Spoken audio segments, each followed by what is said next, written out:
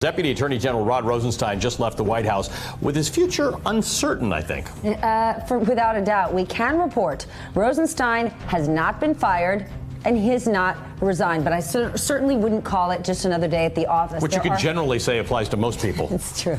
There are huge questions about his future following a New York Times report claiming he talked about possibly using the 25th Amendment to remove President Trump from office. Rosenstein, he disputed the report, and the stakes are high, especially when it comes to, you know what, the Russia investigation, which of course he oversees. Okay, joining us now is NBC News Justice correspondent Pete Williams, who's been following that story. And with us is NBC News Chief White House correspondent Hallie Jackson. Hallie, I mean, it has been a head-spinning day so far. Yeah. Where are we? Rod Rosenstein remains employed for the moment, but has a meeting scheduled. Yeah, that's the bottom line. Rod Rosenstein, the Deputy Attorney General, is still the Deputy Attorney General, and he's going to remain the Deputy Attorney General until Thursday at least, if not longer. That's for all the turmoil and the craziness over the last 5 hours. That's the bottom line at this moment. Here is what I can tell you, though, based on some conversations that I've had with people close to the president in the last maybe 90 minutes or so.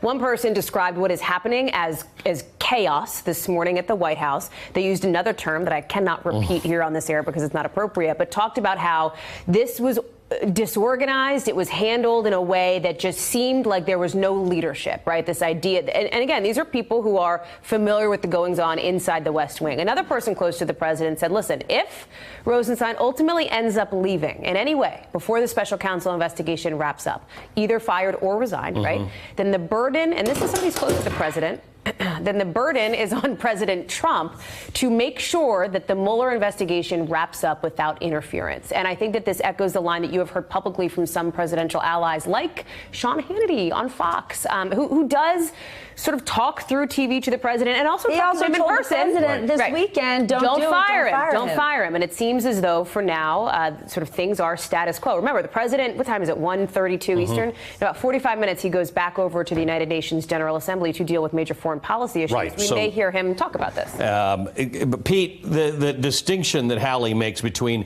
I mean, the idea that let's assume Rod Rosenstein does go away in some fashion, how that happens is actually important. Whether he resigns or is fired, the distinction is important. Well, in theory, it's important legally for this reason. If he is fired, that means possibly, likely, not for sure, that the president cannot put any old presidentially appointed Senate-confirmed person in that job.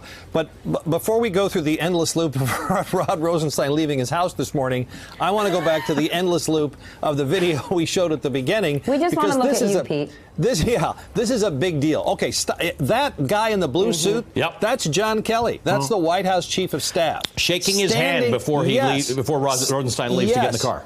This is a very unusual. It's, you know, he comes outside the White House, clearly to be seen shaking Rod Rosenstein's hand, trying to send the message that Rod Rosenstein left the White House in good standing, still as the Deputy Attorney General. So that is a very big deal that they're trying to send that sign. For New Yorkers like Allie and me, we'd be like, hey, guess he just wanted to get some fresh air. Well, can I just And this is like some true White House tea leaf reading. But he is exactly right. Would you have picked up on that, Allie? I definitely wouldn't. Pete's the man. So here's the thing. So as somebody, just to give you a sense, there are like 4 cameras that are posted up in that position, shooting all day, every day, that entrance in and out of the West Wing, right? They're manned all the time for this exact reason, to catch people coming in and out. In the summer, again, just pulling back the curtain, it's really hard because there's leaves on all the trees. So it's kind of a bummer because it's much more difficult to see people. When Brett Kavanaugh was in and out of the White House last week, we had that camera shut up, we're watching and this and that.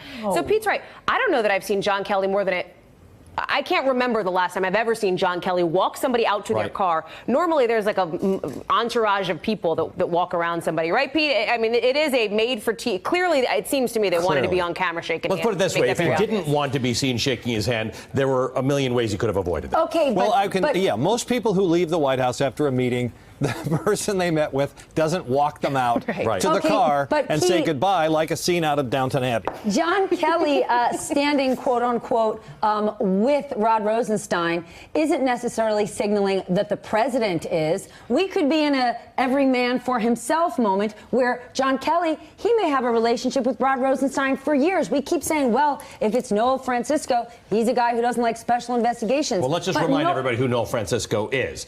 This is the guy who is the Solicitor General of the United States. He argues cases for the United States at the Supreme Court. He's clerked for Antonin Scalia. And interestingly, Pete, this is a guy who could take Rosenstein's job.